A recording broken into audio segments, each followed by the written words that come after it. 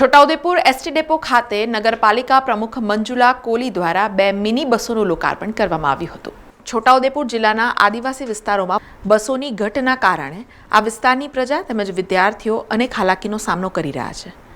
Chhota Udepur ST ડેપોને નવીન બસોની ફાળવણી અંગે રાજ્ય સરકારમાં લોકસભા સાંસદ જશુ રાઠવા અને ધારાસભ્ય રાજેન્દ્રસિંહ રાઠવાની રજૂઆતના પગલે રાજ્ય સરકારના વાહન વ્યવહાર વિભાગ દ્વારા 2 નવીન મિની એસટી બસોની ફાળવણી કરવામાં આવી છે।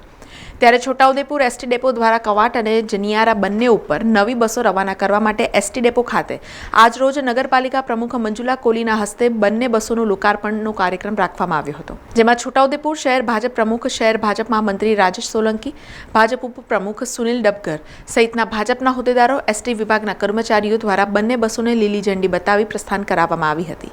2 નવીન બસો આ બંને રૂટ ઉપર ફાળવવામાં આવતા આ વિસ્તારમાં લોકોમાં આનંદની લાગણી ફેલાયેલી જોવા મળી હતી।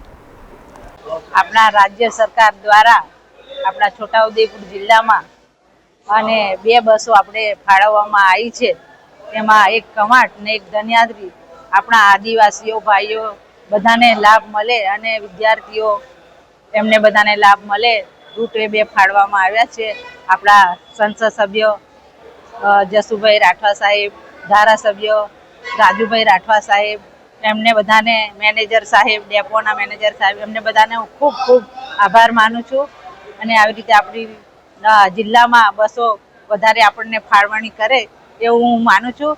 સમાચારોના સતત અપડેટ માટે TNN ન્યૂઝને YouTube પર સબસ્ક્રાઇબ કરી બેલ આઇકોન પ્રેસ કરો અને અમારી સાથે જોડાયેલા રહો Facebook, Instagram અને Twitter ઉપર।